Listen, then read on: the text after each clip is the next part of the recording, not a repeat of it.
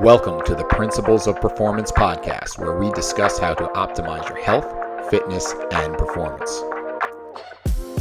Drawing on decades of experience of working as coaches, consultants, and trainers to top performers, athletes, and teams from professional sports to top universities to the U.S. military, Eric DeGatti and Mike Perry discuss topics and strategies of how to perform at your highest level and be your very best.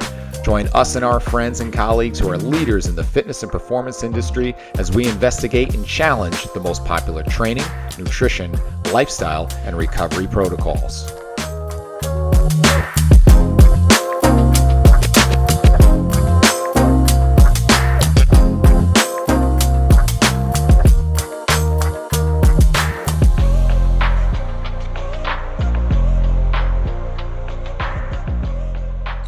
Here we are back again with the Principles of Performance podcast. Welcome, everyone. My name is Eric DeGatti, along with my sidekick, Mike Perry. Michael, welcome to the show once again for episode number 4.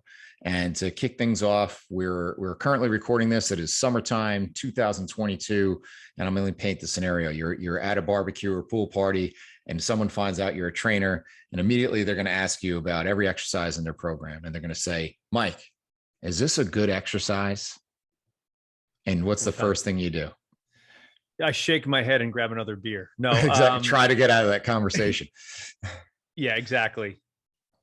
So that's what we're going to basically talk about. Is we teach about program design and how to put together effective training programs for fitness and health and performance. And so most people go first to exercises, right? They say, okay, well, how am I going to choose the best exercises for my program? And hopefully you're going to learn over the course of this discussion is that's one of many, many, many variables. And there's a lot of thought that actually goes into what makes an exercise go into your program or not. So I think a big part of distinguishing the format and really the foundation of what we're going to talk about today is something that you talk about, Mike, is the difference between a program and a workout, right? Because they're two very different things, but people don't always understand that. So why don't we clarify that first? Because that's going to give some context to how we choose exercises.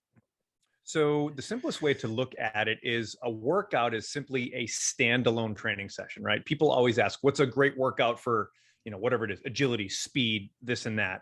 What's a great workout to get my legs stronger? And individual workouts are fine every once in a while if you want to do something fun, maybe it's for charity or et cetera. But individual workouts aren't necessarily going to move the needle because they're standalone. They don't have a progression to them in general.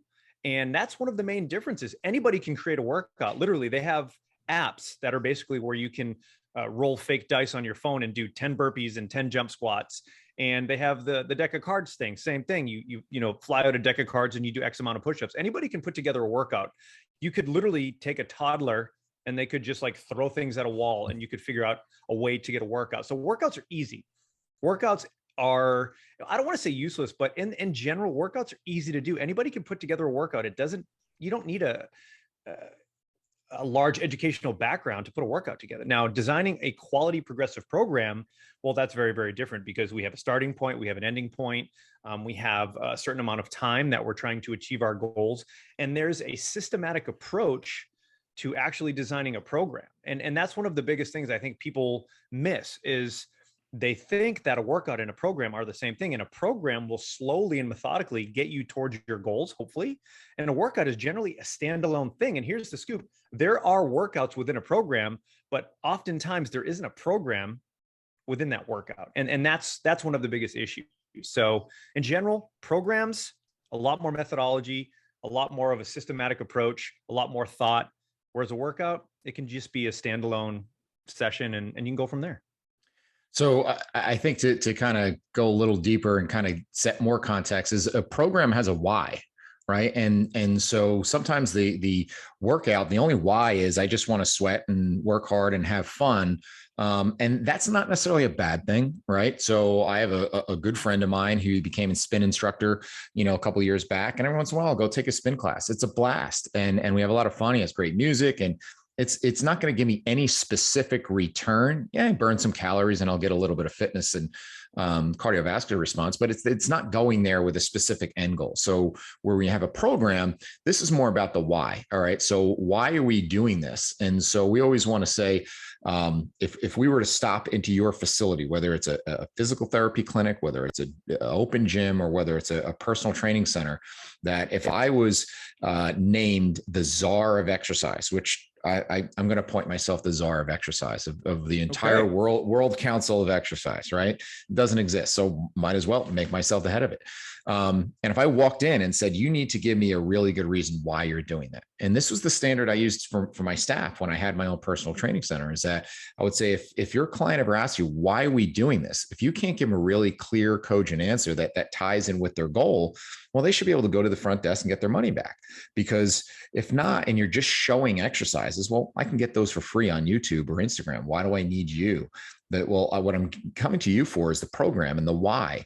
Now, like you put earlier, is that we're working with the end goal in mind. We're kind of reverse engineering it. So if we look at what is the end product and the end environment we need this person to be prepared for, then we kind of build back from there. So like I have a bunch of college kids home right now for summer who are training. And one in particular, one of his primary things, his strength coach told him, is he needs to improve his power clean. His power clean is not good compared to the rest of his lifts. Now, there's a lot of reasons for that because of movement restrictions and things like that. But if I need to send him back in August ready to do that lift, I need to then methodically break that down. Well, the first thing I need to do is say, what are the elements of that clean? Can he front squat and even hold that rack position, which he couldn't? Is he good at a deadlift, which he was okay? And can he do a high pull? No. So he couldn't connect those dots. So if he couldn't do it individually, and if we look at exercises, they can be either letters, they can be words, they can be sentences, or they can be a full conversation, right? To use an analogy, is that I need to first get the letters to make words, to make the sentences, to then speak the language. And when we talk about something as complex as an Olympic lift, that's a pretty intricate language. And so because of that, understanding the end goal and then reverse engineering from there is pretty important. So with that, some of the challenges that we have with exercises is that we immediately look into what we call this for that type of approach, right? That's the next question, that you get at the pool party is, Mike, what kind of exercise can I do for this? And they'll point to their obliques, or do you have any stretches for my low back? Yeah, that's a big one right there. Right. That's it.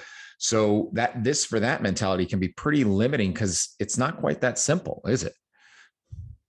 Yeah. I mean, I wish it were. That would make our life a lot easier, but it's kind of like going to the doctors and being like, doc, I need some medicine. He's going to go, well, first of all, why? And second of all, we need to look at all of your vitals, your labs, and then you can make a better decision. So I think people just want a quick and easy answer. And, it's not like you're saying, what's my favorite restaurant, right? We need a lot more context, and we need to know a lot more about those individuals before we give them information, because, like a lot of times the low back stuff, most people don't need to stretch their low back. Maybe there's something else causing the low back issue, right? So just simply handing out stretches and exercises, I mean, maybe could you have a decently educated guess? Yeah, but at the same time, if you don't know anything about that individual, it's somewhat negligent to just give them a handful of things if you don't know a damn thing about them. Yeah, so you have to, and we steal from Simon Sinek all the time, is start with why. Well, why is your low back even hurting in the first place? So what did you do to it? Was it from sitting for too long? Is it from a traumatic incident that you had? Or when does it bother you? Does it bother you more in flexion and extension and rotation and side bending? And so without that context, you're really just guessing at best. It's basically the workout version of rehab. So then you end up becoming, or the other problem we have now is in today's social media world is everybody wants eye candy, right? There's things that'll get clicks and there's things that won't. And a lot of the stuff that's hugely effective isn't going to get, a whole lot of clicks or followers because it's really fundamental and not all that sexy. But we chase after the eye candy. And so I always tell the story when we teach about a guy, he's actually a real guy. People always ask me, did I make this up? No, called Cool Exercise Guy. So when I had my facility, we had a situation where if you were to come on as a trainer, we would say, okay, for the first month, just come in and just observe our sessions and take notes kind of on the side, and then ask us any questions you want. And at the same time, you come in and bring your clients in and train them, because we want to just see how you operate and so forth. And we want to make sure it's kind of like a dating period to see, is this going to be a good relationship? And so we had one guy came in, he had a steno notepad, and he'd come in, watch our sessions for a couple hours at a clip. And he would just sit there literally and just write down, oh, cool exercise, and write it down, and say, oh, I like that. That's cool. And write it down. And so, my staff started joking and like say, hey, is Cool Exercise Guy coming in today? Because that's all he did was stand around and write down cool exercises. And then, so I asked at a staff meeting, I said, did that guy ever ask anybody any questions like, why are you doing that? Or how come you did this? Or wouldn't you want to do this first? No, he just wrote down cool exercises. So obviously it wasn't a fit for us, and he wasn't really intrigued by the process. He just wanted a bunch of cool exercises. So we parted our ways, and he ended up working at some other center down the road. And I always joke that I want to walk in there one day and find out he's doing a really cool exercise with a male high school football player that we use for women with incontinence. Like, that's a really cool exercise with a really bad application. It's not going to work. So you just went for the attraction and the eye candy. So with that, we want to have a little bit more context of why we're doing what we're doing. And so with that, we also have to understand the context of the bigger picture of the program. So in our Principles of Program Design course, we have actually 10 program elements that build a program. And exercise selection, movement is one of them. So before we ever get to that, what are some of the other things you want to consider before you can even answer that question of, is this a good exercise for this? Well, I mean, I think we've done this so many times, but we have to have a proper intake. We need to know their movement health, their movement competency, and then all of those other questions that we really cover in the course, which is, what does your daily life look like? What is your job? What is your sleep? What is your travel? What are your other activities that you're doing besides here? So I think we have to gather so much more information than we initially thought, because people, when they think program design, they think sets and reps, and that's it, right? And yes, that's important, but it's like you said, it's kind of the last thing, because we need to know all of this other information beforehand before we can start doling out all these simple exercises.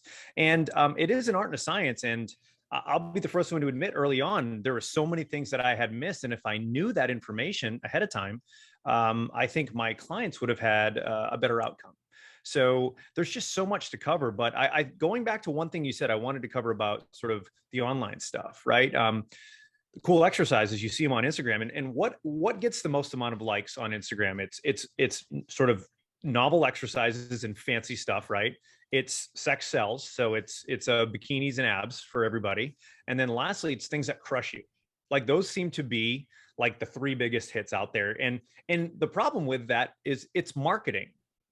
It's not strength and conditioning, it's marketing. And people need to understand that social media is being leveraged to make money. So what you're looking at is a highlight reel to get your attention, to hopefully get you to buy something or click on a site or whatever. So, that's something to consider when it comes to everything that you're seeing in social media. So remember, it's not necessarily about trying to become or build better athletes or create more durable, resilient athletes. It's about money. So we have to take that information. So when we do design a program, going back to the program design component, we need to truly understand that what's going to move the needle safely and effectively versus what is going to just look cool and maybe smoke someone. But there's so many things that we just have to consider before those sets and reps happen. And we got to ask a lot of questions. And that's one of the things that we talk about in our courses. There's going to be a lot more questions asked than you would originally anticipate. You're starting to have me question my faith in steroid-filled mountain men with their shirt off eating organ meats in the middle of the woods as they do cool exercises. So when we talk about those program elements, there's 10 of them, right? And the first, we break them into blocks actually in subsections. So the first subsection is created by the organism. That's by the person in front of you. And you don't control that. You don't control that. I don't get to control the team that I was just in front of, or who walks in your door for personal training. And because they have unique goals and histories and lifestyles that you don't get to pick. You don't get to choose what their job is. Then the next section is determined by the environment, right? That environment. Are you working at home with just some dumbbells and a Peloton bike? Or are you working out in a commercial gym? All those things are going to affect and impact your decision making to what you're going to do. And we talked about facility setup in our last episode and how that impacts training. So if you want to do a circuit, well, go try to do a circuit in LA Fitness at 5:30 on a Monday night.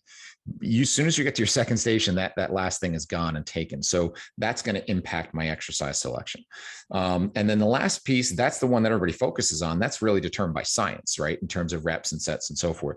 Now, tying in with that is a big misconception, is that the exercise is what determines the result, when it's not really the case. So people think, well, I have to get big and strong, I have to do deadlifts and squats and those types of things. And yeah, those are great exercises, but that's not the only path to get there. And let's say if you do a squat and you do it for 2 really heavy reps, Mike, you just had a guy go, and compete in the nationals and powerlifting, or you could do sets of 6 to 10 reps, or you could do a set of 20, or you could do a set of 100 body weight squats. All those things are going to create different effects, but they're all squats at the end of the day. So does the exercise really determine the result? So that's something we have to consider, because you have to think of the exercise in context. Right. So if we look at our session charts, right, and now we're going to build a workout within a program, we have our movement prep / warm up. We may have a section for core, or we may have a section for power and a section for strength and all these things. So that's going to create some context. So theoretically, couldn't a squat go in all of those sections? Yeah, absolutely it could. And that's where it gets confusing. Yeah. So it's the question is, okay, so like, I know you do an awesome job using like prying goblet squats as part of your movement prep, right? But then you can also do a squat jump from our power section. You could also do some sort of maybe squat with a band around the knees, or something to create more awareness for more motor control. You could do a squat, obviously, for strength or for power, or, there's a bunch of different ways that you can incorporate that same movement on different sections of your chart. And so that's going to create different strategies. So like, you and I both teach for FMS. So we talk about like some of the corrective exercise that we show. We say, well, understand that when the context, if you asked us a question about a chop or a lift or even a deadlift, are we talking about, and when we ask us what's the right way to do it or how do we execute it? Well, are you using this for conditioning or using it for correcting? Because they're two different things. Sometimes we may do a drill to create greater awareness from a learning and a movement standpoint. And other times we're doing it to create a physiological effect. And how we would coach that would be really different depending on what the end goal is. Yeah, absolutely. I think one of the things that I've really changed in the last few years when I've been working with people is what is the adaptation that I'm looking for? If the adaptation is speed, we have to look at the physiological guidelines that were given to us by sports scientists over the previous 50, 60, 70 years, right? So we need to determine, okay, what is our adaptation? And then with that, what is the general parameters that we need to implement to reach that adaptation? And then we decide what is the best exercise that will align with those 2 other components. So again, it's reverse engineering. If you kind of listen to what we say, there's a common theme, but there's so many factors that go into it. So Chase, look at what that adaptation is. And then you have to, again, look at the guidelines, and then you have to pick the exercise that will be best for that client. And then we have to discover, hey, listen, how much time do we have? Because if we've got 6 to 7 weeks and I need to try to improve a vertical leap of someone, I'm not going to do Olympic lifting if they've never done Olympic lifting before, because we're going to spend 6 to 7 weeks acquiring skill. And sure, will we get a little bit of, maybe a little bit of power out of it in the process? Yes. But in that short amount of time, our goal was power, but it was really the program actually ended up being just skill acquisition. We didn't get more powerful because we were learning. So there's so many components, and those few things are just something to consider when you are designing a program. Yeah. So it's the expression I use, are we learning or burning? Like, which one are we trying to do here? Are we trying to create a physiological effect? Or are we trying to acquire that movement skill? And then there's a bunch of, you keep mentioning the other things you need to consider. It's each thing is going to have a different impact depending on who that individual is, and consider what are their daily activities. So what is their goal environment that they need to go into? What's their medical history, injury history, training history? So trying to teach something like an Olympic lift to someone who has no training history is a very different thing than trying to teach someone who actually has some foundation behind it. And then even your facility is going to determine, what, like I said before, what exercises that you choose in terms of things. And so, I like to use things in groups of 3. It's my OCD. And so, like I always say in my decision making, there's 3 big things. There's access. How much access do I have? Is this a one-on-one personal training session? Is this a small group session like at your place where you have about 12 people in a group? Or is this me with a team like today where I had 44 high school kids in a weight room? Or is it maybe something even remote where I'm doing this over FaceTime or Zoom? That's going to make some decision making for me as far as exercise goes. So something that may be a great lift, and we'll go back to the Olympic lift, maybe have huge benefit. But if I don't have the time to teach it, or I don't have the right way to supervise and really coach it well, then that exercise doesn't become as good of a choice. So that's going to have some impact. So access is a big decision maker. Information, right? So I don't have the same information with these 40 kids in a weight room that you have on your one-on-one client.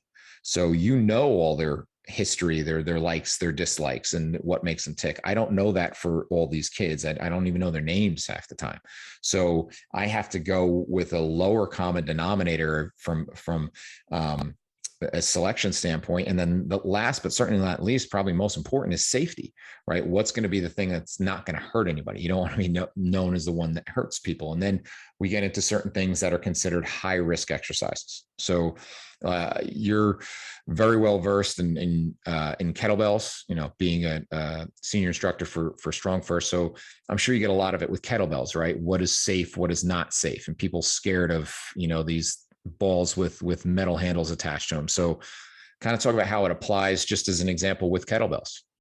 Well, I think so many people come in and they go, I want to learn kettlebell training, right? That's what they say. I want to learn kettlebells. And it's like, well, what does that even mean, right? Are you looking to learn sort of the hard style system that Pavel popularized in the US? And 9 times out of 10, it's that, right? But explain to them, listen, kettlebell training can be one of the most efficient and powerful ways to get strong, to get durable, to get resilient. But there is a decent amount of skill that goes along with it. And if you're not willing to put the time in to acquire that skill and practice that skill, it's probably not a good modality for you, because you can't just jump in and start, doing a long cycle clean and jerk or start trying to snatch, right? So we always have to let people know, listen, there is an amount of time that you're going to have to spend acquiring skill. Now, depending on the individual and their background, some will be shorter, some will be longer, but it does take skill. And with that skill, we're going to layer it. We're going to start to add things to the basics. And that way we can learn a little bit more, but we get a practice component out of it as well. So I think the biggest issue with a lot of these modalities that take a little bit of extra time to learn is people want immediately, they want the butt kicking workout, but they don't want to put the time in to learn to do it safely and effectively. And that is the biggest issue that I find with kettlebell training. Now, another thing I'll kind of pick up on that comes from Pavel is the expression he talks about, the what the hell effect, which pretty much flies in the face of the this for that approach, right? That if I do this exercise for this muscle, I'll get this result.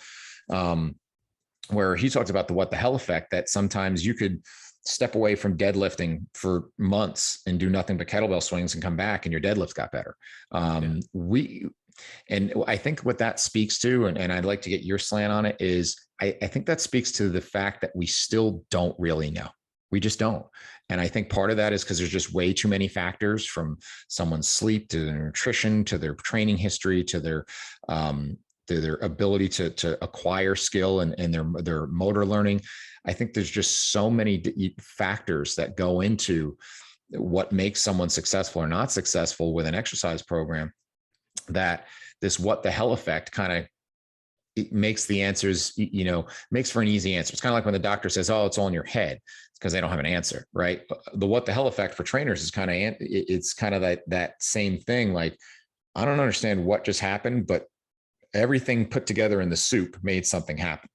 Yeah, absolutely. And I think, like, for example, you mentioned deadlifts and swings. And if you look at the West Side barbell model, right, the conjugate system, they have basically a heavy day and a speed day, right? So they're going to do their heavy grinds on one day, and on another day, they're going to do their speed work. And I think one of the beautiful things that kettlebell training can really add to your training program is there's a speed component.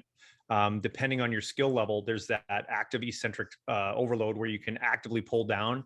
And the cool thing about that is Brett Jones, a good friend of both of ours, has done some work on force plates. And I want to say that he was able to produce like 4 times body weight eccentrically into a force plate when he's swinging like a 24 or a 28 kilo kettlebell. So if you think about the ability to move a very, very lightish weight, but quickly, that's where you get that ground force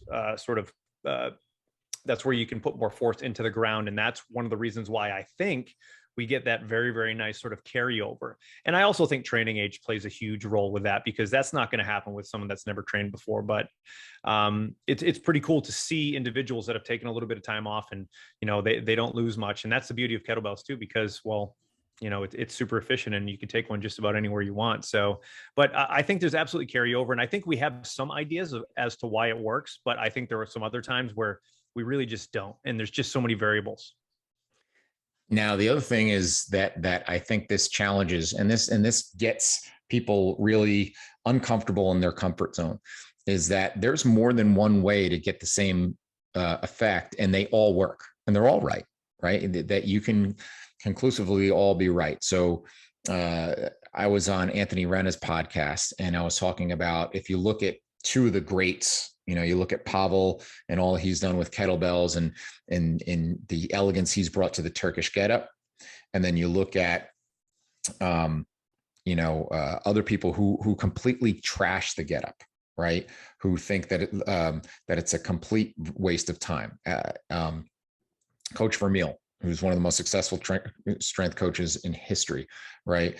He said, if anybody did a get up in my facility, I'd tell them to get up and get out of here, right? They're both insanely successful, and they're both brilliant minds. Are they both wrong? Or maybe they're just both right. And they have the little bit of their own cognitive biases that they bring into their training. And so even when we have this debate about unilateral versus bilateral training, Matt Rea, who's brilliant mind, who was the head of performance for Alabama football, and he just did some data collection and showed that when he did strictly unilateral training, he didn't really lose much. If anything, he gained in some areas over bilateral training. Now, is it have to be this one versus the other, one camp versus the other? No, you can actually do both, and you can do both, very well together. And so we look at our exercise selection. It doesn't have to be this black or white type of thing. Now, one small point with exercise too, and I had just had this with an email from an attendee at a course who asked me a question about something. And I said, the first thing we need to do is clarify, like, what are you even talking about? So here's what I mean. She sent me, what do you think of this drill? And I said, well, tell me what that drill means to you. Because if we look at, I'll give you an example. You have on hands and knees, if you extend one arm and one leg, what is it called? A quadruped diagonal or a bird dog. Quadruped diagonal, bird dog. Paul Chek calls it a horse stance horizontal. Like there's probably 4 names for the same exercise, and it's all coached for different reasons. And so we have to clear up and clarify first before we say, we can sit here and say those are great or those suck. We have to clarify, well, what are you even talking about? Because there's no exercise library that jives with the next exercise library. Because what I have named, one thing named in my exercise library, you have probably named something completely different. And sometimes I just name it based on what I think is the easiest thing for the client to recognize and remember. Like we have a drill that I use for kind of connecting the cross chain of the adductor with the opposite oblique. It's done in supine, and the legs are straight up in the air, and we bring one leg out to the side and then back in.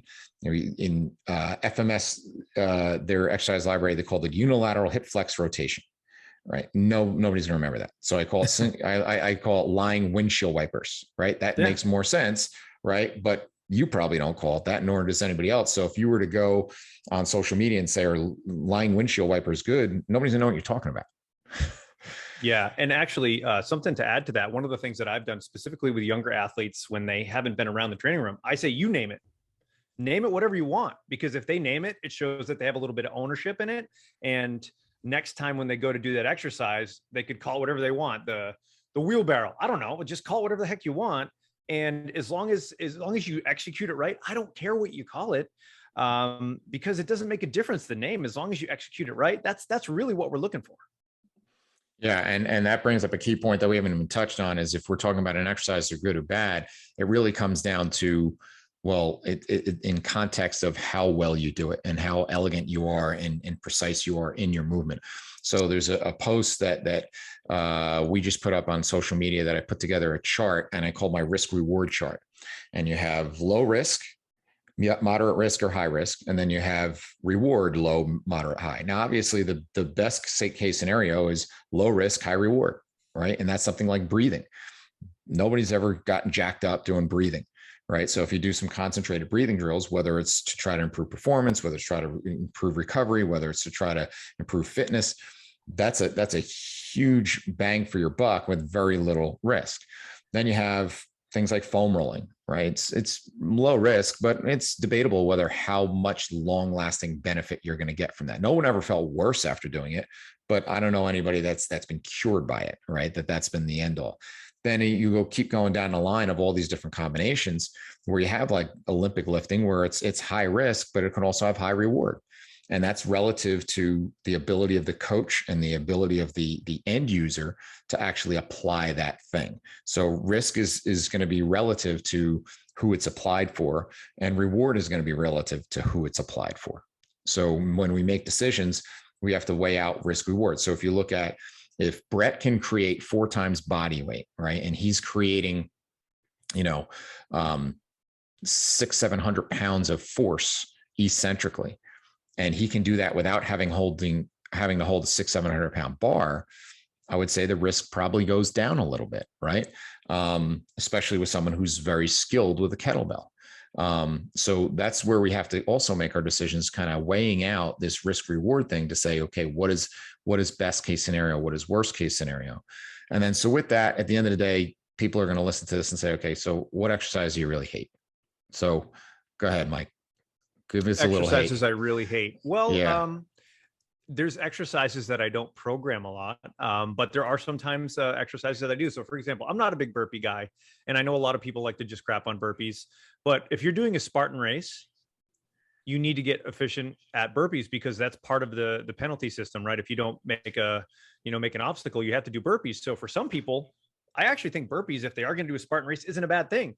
In the world of Brazilian Jiu-Jitsu, we have this thing called a sprawl. It's very, very similar to a burpee. Now, I'll drill some sprawls with people, but it's not sort of in a conditioning type fashion. So again, I don't necessarily hate certain exercises. I prefer others based off of my goals, and then I go from there. So I'm not really married to anything. I mean, I just I try to make the decisions that are going to allow my clients to reach their goals as quickly and as safely as possible. But I need to know everything about them and what they're going to ask of their body, because that's a big component of exercise selection in general.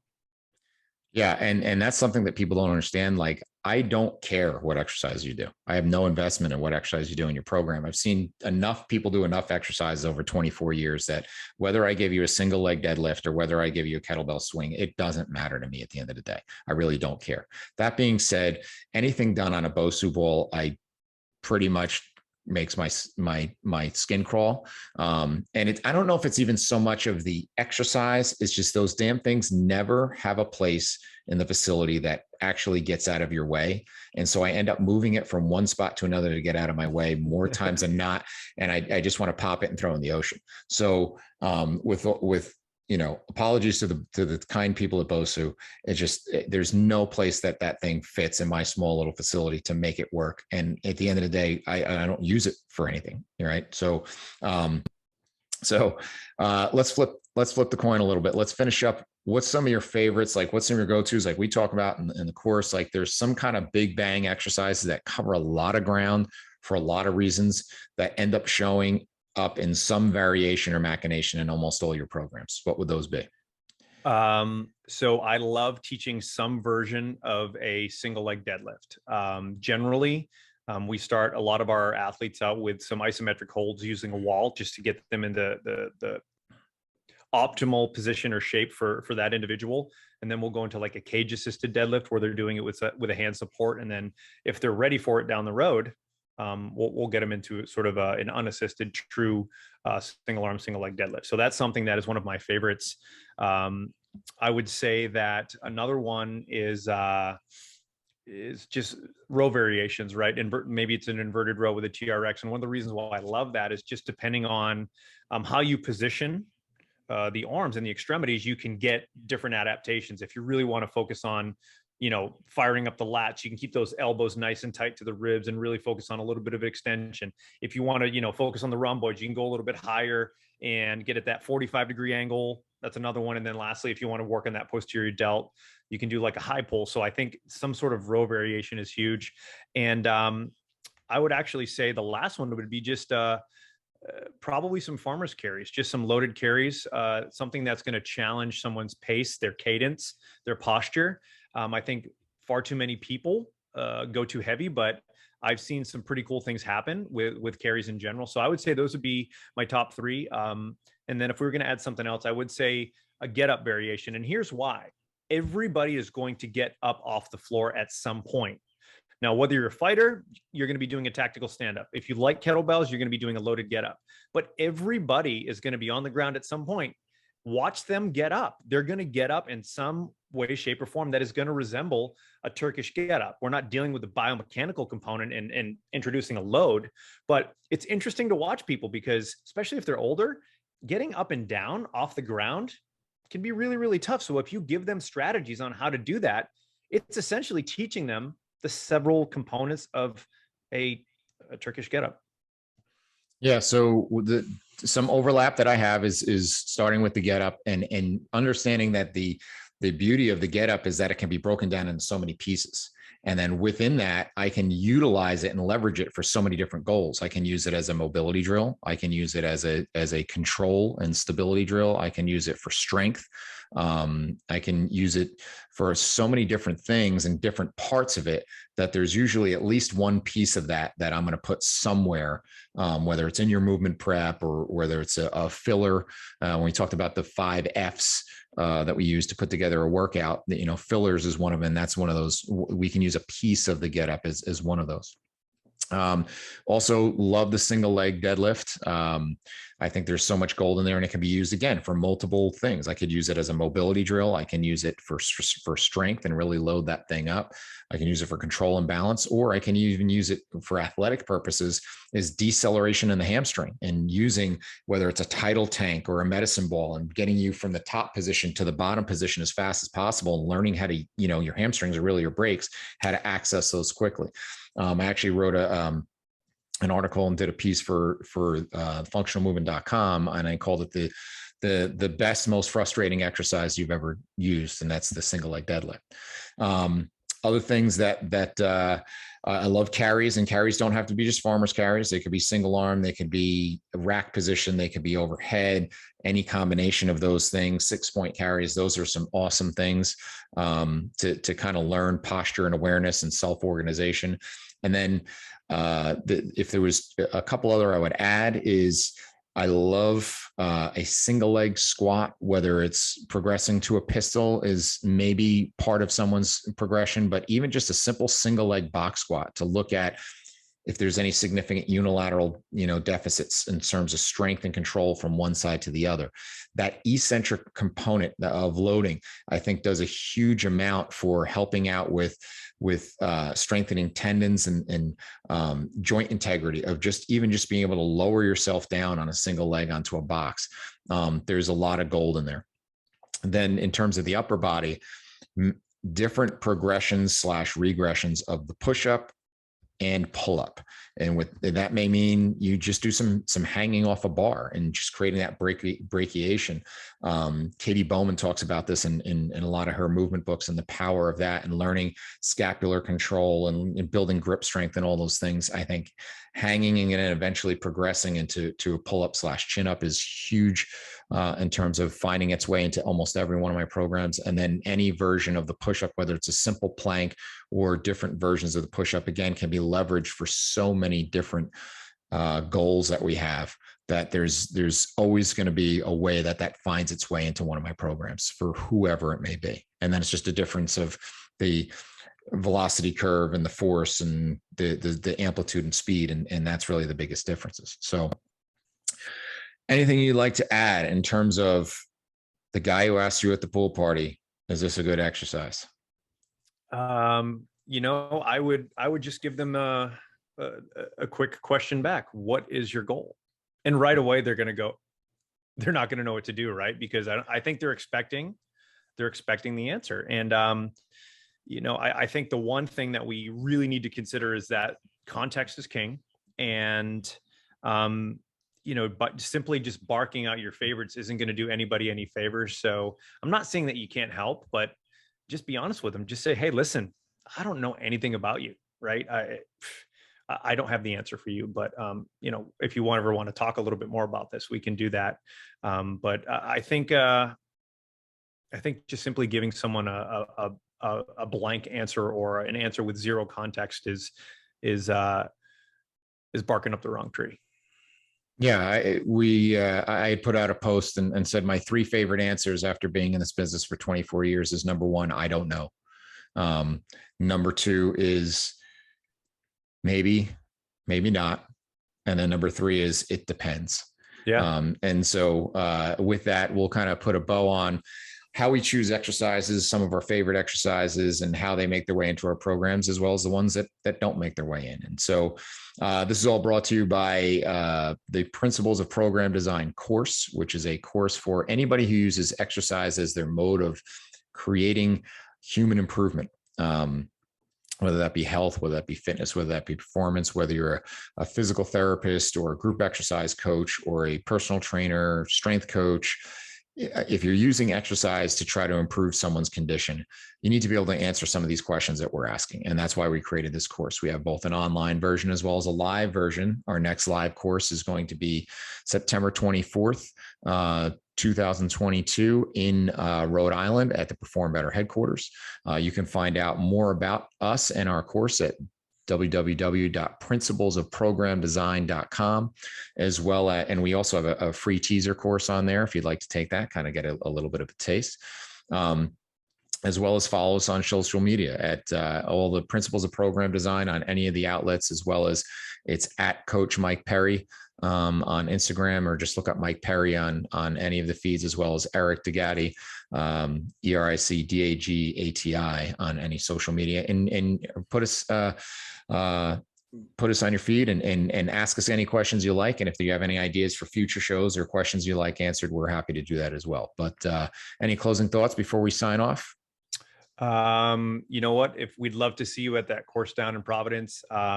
We have some special sort of giveaways too, some opportunities to spend a little extra time with us, and that will be all on the website. So hopefully we'll see you guys at some point at a live course. And if you have any questions, just reach out. We'd love to answer those for you. And you know, if you are interested in potentially coming on the podcast, shoot us a message and we could set something up. Awesome. Thank you, Michael. Thank you all for listening. This has been the Principles of Performance podcast.